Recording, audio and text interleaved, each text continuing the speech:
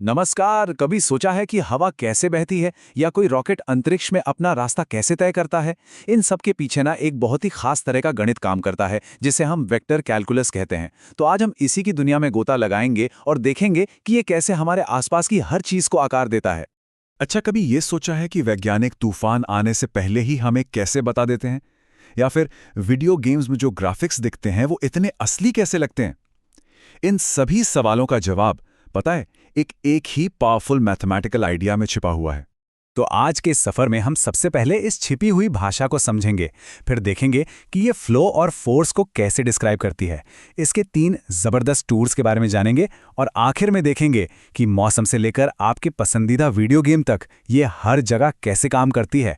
तो क्या आप तैयार हैं दुनिया को एक नए नजरिए से देखने के लिए? चलिए तो शुरू करते हैं हमारे पहले पड़ाव से, दुनिया के छिपी हुई भाषा।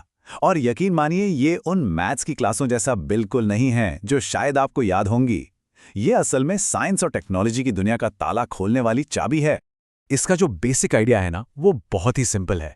वेक्टर कैलकुलस उन चीज़ों की साइंस है जिनमें ताकत और दिशा दोनों होती हैं। बस कोई भी चीज़ जिसमें ये दो चीज़ें हों, उसे हम इस भाषा से समझ सकते हैं। तो इस भाषा का सबसे पहला और सबसे ज़रूरी शब्द क्या है? वो है वेक्टर। चलिए समझते हैं कि ये फ्लो यानी प्रवाह और फोर्स यानी बल को समझने में हमारी मदद कैसे करता है। तो एक वेक्टर आखिर है क्या?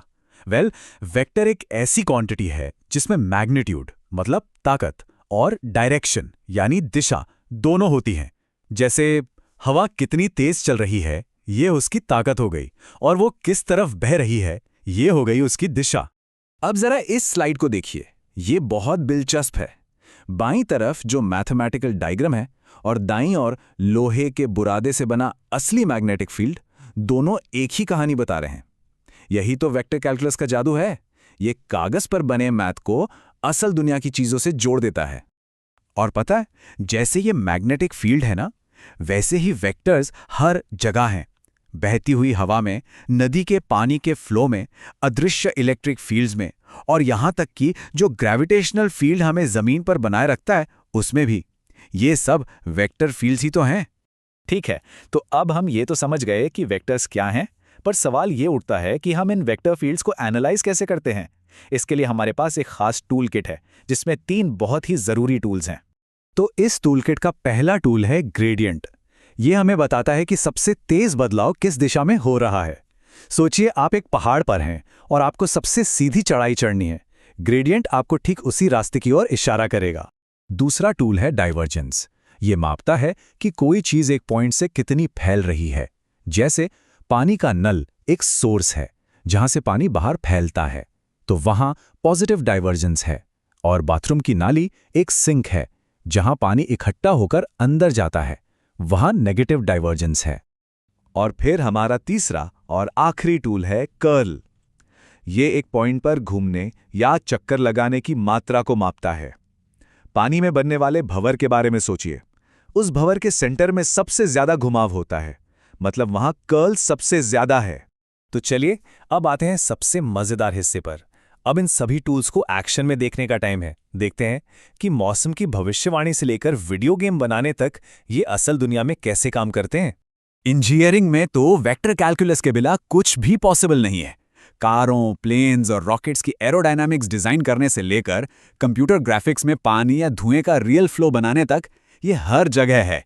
मतलब सीधी सी बात यह है, जैसा कि एक एक्सपर्ट ने कहा है, वेक्टर कैलकुलस के बिना हमारी मॉडर्न टेक्नोलॉजी ठीक से काम ही नहीं कर सकती। ये सच में हमारी पूरी तकनीकी दुनिया की नींव है। और हां, याद है शुरू में हमने तूफान वाला सवाल पूछा था? मौसम विज्ञानी हवा के पैटर्न और समुद्री धाराओं का नक्शा बनाने के लिए इन्हीं प्रिंसिपल्स का इस्तेमाल करते हैं, जिससे वो तूफान और क्लाइमेट का पूर्वानुमान लगा पाते हैं। और इसका एक और हैरान करने वाला इस्तेमाल ऑप्टिमाइजेशन में है। जब गूगल मैप्स सबसे छोटा रास्ता खोजता है या जब कोई एआई कुछ नया सीखता है, तो उसके पीछे भी वेक्टर कैलकुलस ही काम कर रहा होता है, जो सबसे बेहतर सॉल्यूशन खोजने में मदद करता है।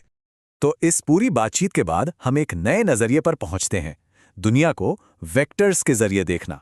यह सिर्फ मैथ्स नहीं है, बल्कि दुनिया को देखने का एक नया चश्मा है।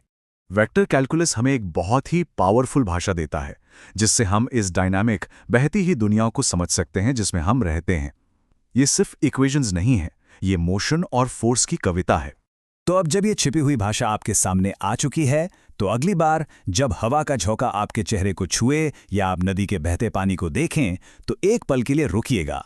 अब आप जानते हैं कि इन खूबसूरत नज़ारों के पीछे भी एक शानदार गणित छिपा है।